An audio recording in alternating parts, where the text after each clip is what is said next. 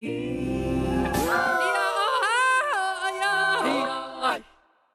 Vice President Lai touches down in Paraguay, China fires an economic warning shot that's set to cost one sector in Taiwan millions of dollars.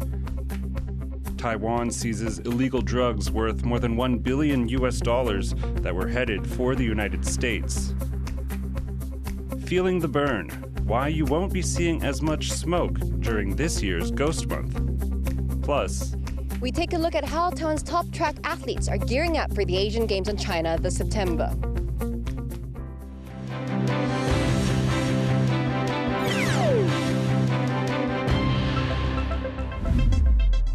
A warm welcome to TaiwanPlus News. I'm Philip Broussard.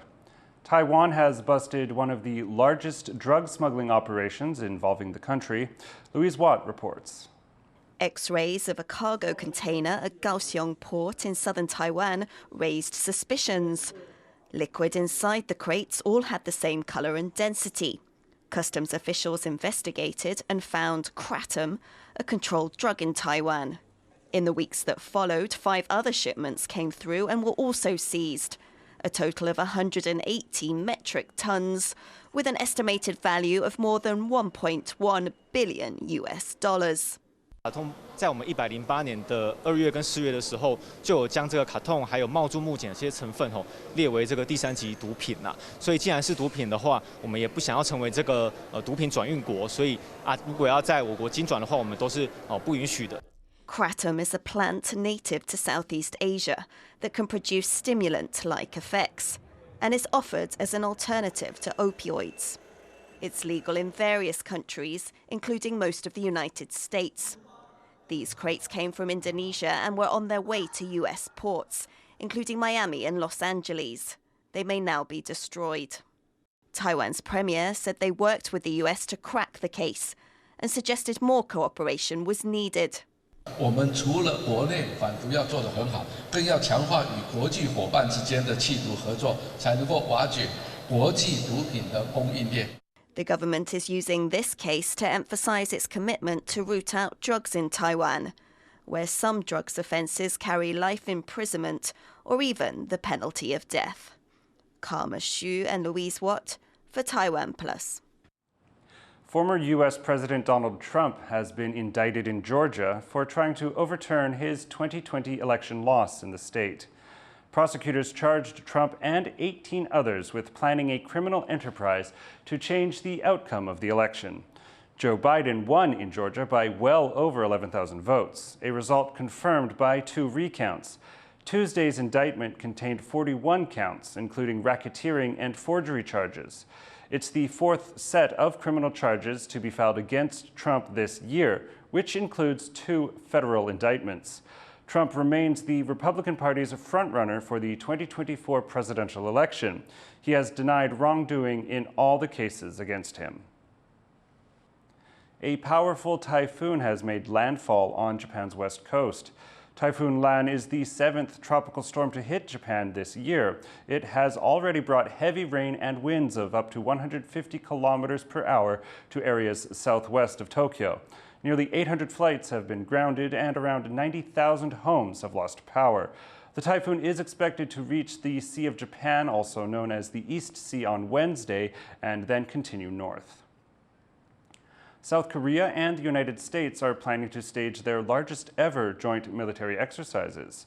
The drills are set to take place in mid to late August and will involve tens of thousands of troops. They are meant to improve their ability to respond to North Korea's nuclear and missile threats. North Korea has accused South Korea and the U.S. of escalating tensions. It says the exercises are a rehearsal for nuclear war.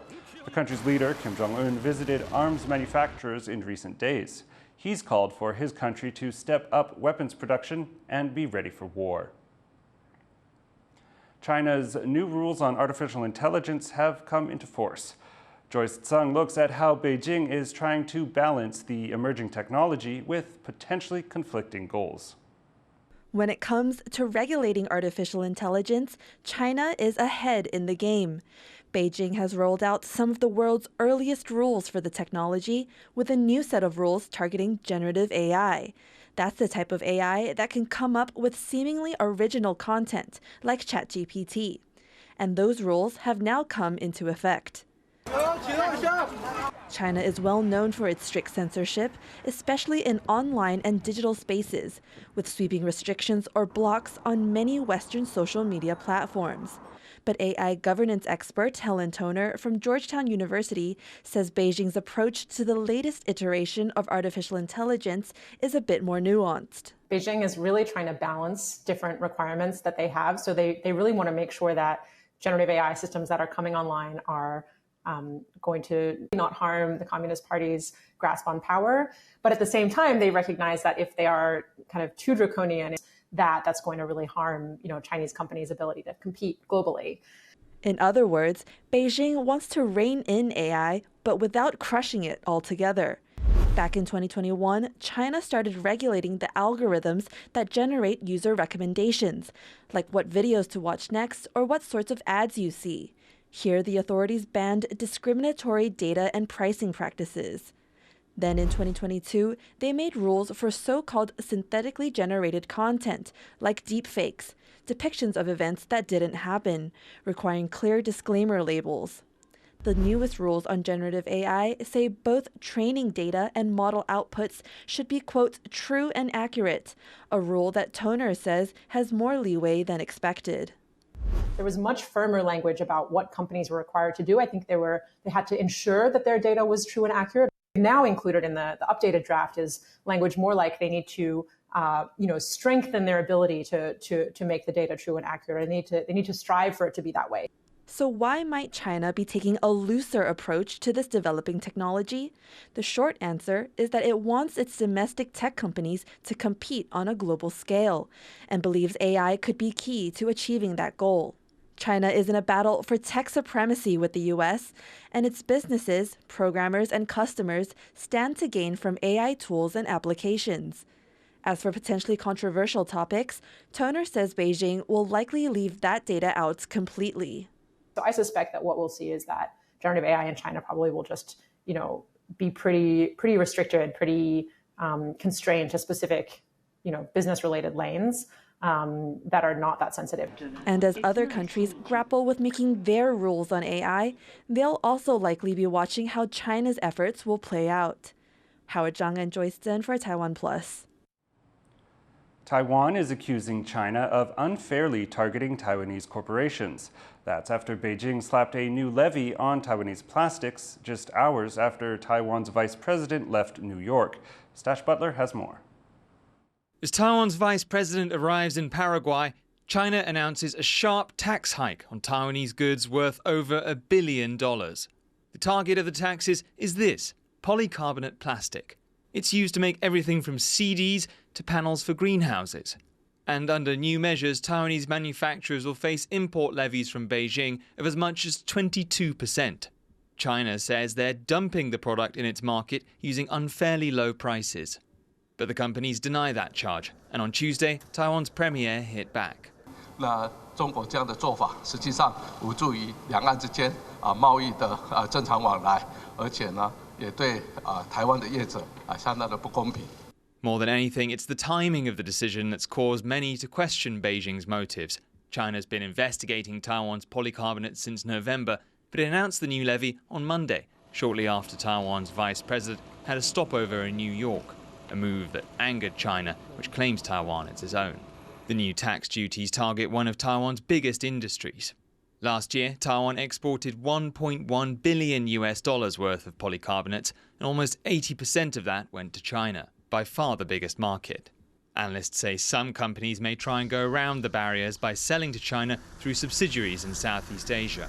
它可以透过它的内部的这个跨国企业的经营的调动，它从越南或东南亚的其他市场把这个塑化原料卖到 PC 的这个塑化卖到中国去的话，那它就不会被课征反倾销税。But firms are still expecting to take a hit. 税率的影响，这个产业就变成在大陆市场上就没有竞争力了。如果这个市场没有的话，它会倒回来影响，这个对台湾这个塑化产业的影响相当大。 Plastics are just the latest product to face trouble in being exported to China, following restrictions on fruit, fish, and Taiwanese beer. And with Vice President Lai planning another stop in the US this week, Taiwanese companies may fear there could be more tariffs to come. Clive Wang and Stash Butler for TaiwanPlus. China's retaliations against Taiwan are unlikely to be limited to trade. Beijing also leverages its diplomatic heft to try and win over Taiwan's diplomatic allies.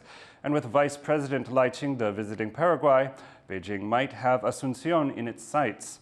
To learn more, Sally Jensen spoke to PhD candidate at Rutgers University, Jian Ren, about China's growing presence in Latin America and how Paraguay fits into it.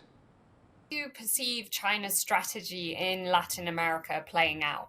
I think it has a large potential for Chinese companies to invest in Latin America, and they are doing very well, especially after the pandemic. So I think in the next decade, the major objective for the Chinese side is through commerce. Do you mean commerce as in its big industries like mining and beef and soy?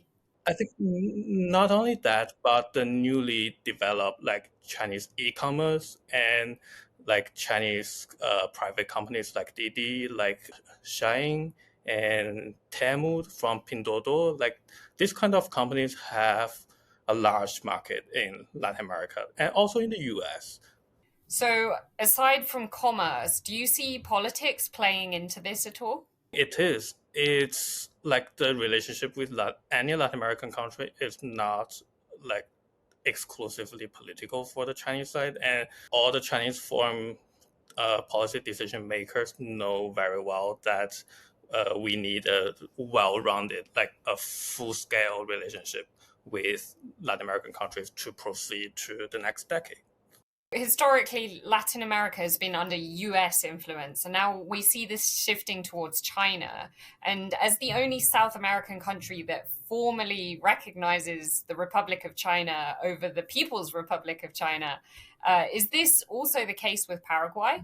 Paraguay-US relationship was like a primary concern for Paraguayan politics, and considering the current US-China relationship, it's like difficult to influence like Paraguayan decision with China by the Chinese side or by the surrounding countries in Latin America. Our like opinions about Paraguay were impacted by US-China relationships a lot. How likely do you think it is for Paraguay to switch its diplomatic ties from Taiwan to China? It's possible that like surrounding countries like Brazil and Argentina and Uruguay like pressured Paraguay to begin or soften its relationship with Beijing because of the Mercosur and all the economic cooperations, but it's kind of a consensus that the Paraguayan politics is not going to change radically from the Chinese perspective. Maybe in 5-10 years, it's not possible to like shift its role in China, Taiwan, US, Latin America relationships. I don't see any like public opinions coming from China that Paraguay is going to start a new relationship with mainland China instead of Taiwan in the next 5 years. That was history PhD candidate from Rutgers University, Jian Ren, talking to Sally Jensen. Coming up, students in rural Taiwan are giving old toys a new story. Stay tuned.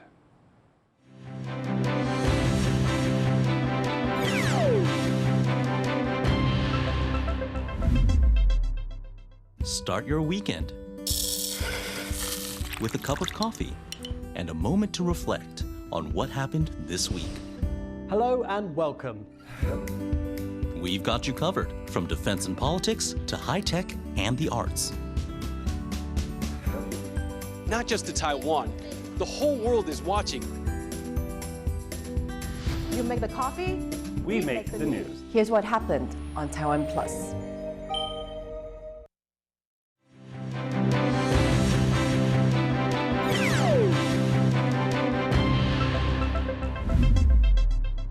Welcome back. You're watching Taiwan Plus News. India celebrates its Independence Day on August 15th. To the Indian diaspora, it's a chance to get together and share their culture with others. Our reporter Yujing Huang went to a celebration in Taipei to learn more. Jaya He, Jaya He, Jaya He. Singing the national anthem together, just as they celebrate Independence Day in India. This flag ceremony might be small, but for Dashi Tongdu Bhutia, who's lived in Taiwan for the past decade, it's an important occasion. To him, it's not about patriotism, but a way to bring himself closer to home and to remember his late uncle. He was a government official, and when every day we have an Independence Day, he used to celebrate at home. And deep inside my heart, my childhood memories, when I do these things, I become very happy. So I keep on doing. Today is the third time Dashi has hosted this kind of event in Taiwan. As the owner of a local eatery, Dashi does what he does best, making home-style food for the occasion. Deep-fried onion pakoda, sweet savay, and chai are all popular street foods in India, typically prepared in large quantities for Independence Day. It's a tradition to share food with the local community on Indian Independence Day. At Dashi's eatery, it's not just Indians. People of all different backgrounds are here to get a taste of the South Asian nation. The Indian community in Taiwan is small, at around 5,000 people. That makes events like this even more important. We just try to get together and celebrate the sacrifices of our freedom fighters who earned us our freedom. And we appreciate this precious freedom that we can enjoy in India now. This is the first time I'm celebrating this day outside of India. And I never thought I'd find a circle like this when I came here. 这一次是我第3年参加，然后我觉得就很开心，就很好玩，就是可以融入大家的气氛这样。我应该是现在算是一半的印度人了吧。India and Taiwan are both Asian democracies that have clashed with neighboring China. That's led to speculation about the possibility of closer ties between the two. And while there's no sign of New Delhi recognizing Taipei anytime soon, the growing Indian community here is a sign that people-to-people ties are stronger than ever. Alex Chen and Yujing Huang for TaiwanPlus. Tourists visiting Taipei are often surprised to find eating and drinking are banned on the metro, and even water is not allowed. Until a few days ago, even a lot of locals weren't entirely sure why. Stash Butler explains. No eating or drinking beyond the yellow line. That's the rule for Taipei's Metro, or MRT, and it's punishable by law. 旅客在捷运禁止饮食区内吃东西、喝饮料、嚼食口香糖或槟榔，处新台币1500元以上7500元以下的罚款。 But not many people in Taiwan are actually sure why this is. 减少很多细菌或者是昆虫、小动物的滋生，没有气味，然后车子摇晃，食物才不容易掉下去。依照这个捷运局他们所做的这些规范，这样大家都比较平安，也比较安全。 But after passengers recently spotted a rat inside a train carriage, the Metro came out on Facebook with the real reason. It's less about health and more about protecting train equipment. Rats and other animals can chew through cables, threatening the highly automated network that serves more than 2 million people a day. While Taipei has no shortage of rats, it's not on the scale of other global cities like Paris or New York. And with the Metro's eating and drinking ban, Taipei hopes to keep them out of the tunnels and clear of commuters too. Alex Chen and Stash Butler for TaiwanPlus. Taiwan's track athletes are training hard in preparation for the upcoming Asian Games. With just 40 days left until the big event, our reporter Sandy Chi went to meet them at the National Sports Training Center in southern Taiwan. It's a hot and humid summer in South Taiwan, but nothing can stop these athletes. Taiwan's top track athletes are here sprinting toward the Asian Games that will take part in China this September. Team Taiwan's 38 representatives are here striving at the National Sports Training Center to exceed expectations and overcome hurdles.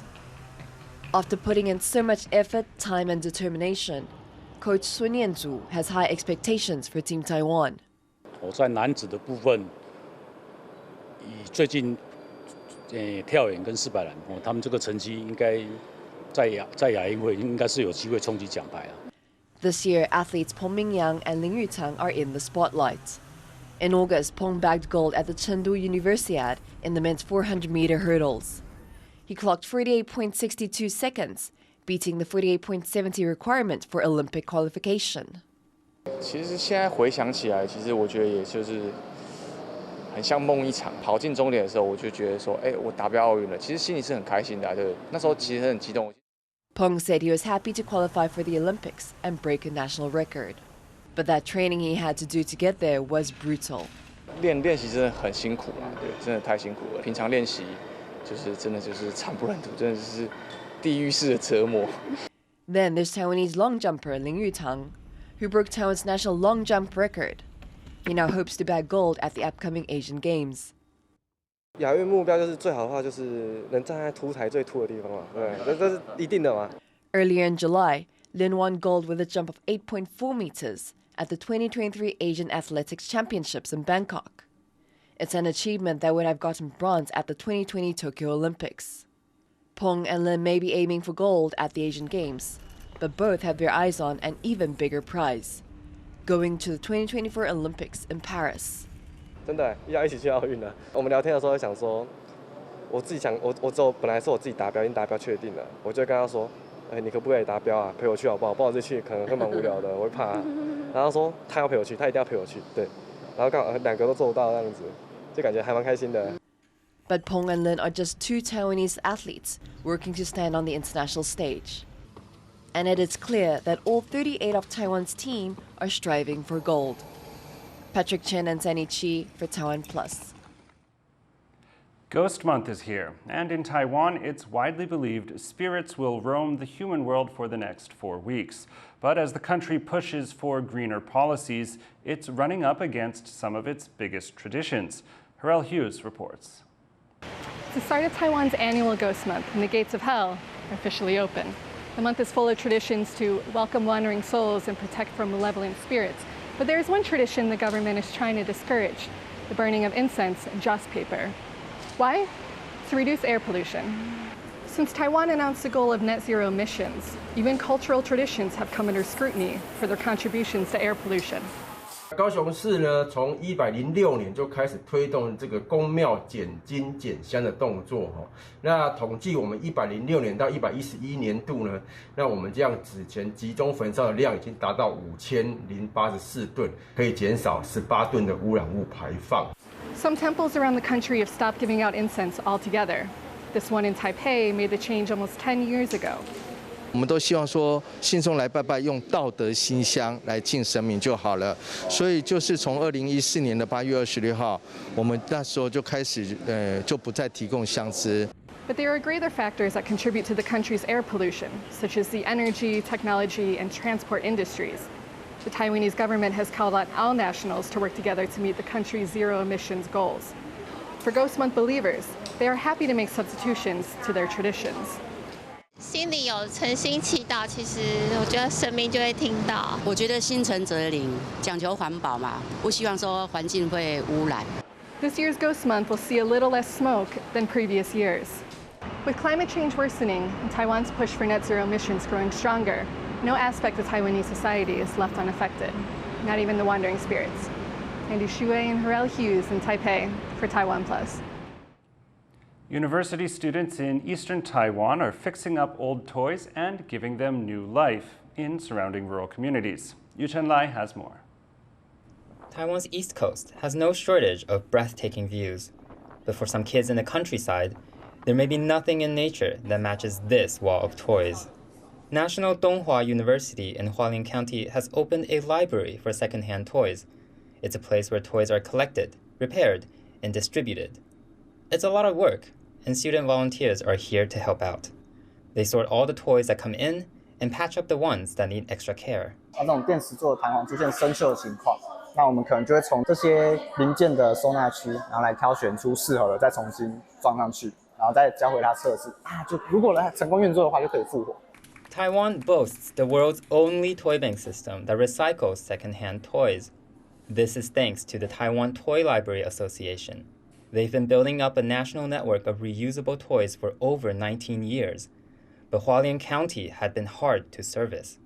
That's because of the higher transportation costs in its remote mountain areas. Donghua University hopes their partnership with the Taiwan Toy Library Association will open up the network of toys throughout Hualien and Taiwan. 玩具物流呢，在东部缺乏这样子的单位来组成这个台湾完整的物流的拼图。Kindergartens, neighborhood committees, and early childhood intervention groups can apply for toys from the library using the university's online portal. And it's about more than entertainment. Teachers involved in the program say access to certain toys is important for children's early development. 像是绘本或者是一些操作的一些乐高之类的，然后他们就是很缺乏这种的玩具，所以对于他们的精细动作啊，或者是口语表达啊，就在练习上就会比较困难一点。And just like in Disney's animated films of toys searching for new homes and new children to delight, these volunteers hope Hualien can be the start of another toy story. Kamashu and Yuchen Lai for TaiwanPlus. Thank you for watching TaiwanPlus News. Remember to download the TaiwanPlus app for more stories from Taiwan and around the world. Finally, today we leave you with images of Huwei Fort in Danshui, New Taipei, built in 1888 during the Qing Dynasty. I'm Philip Broussard. Take care and see you next time.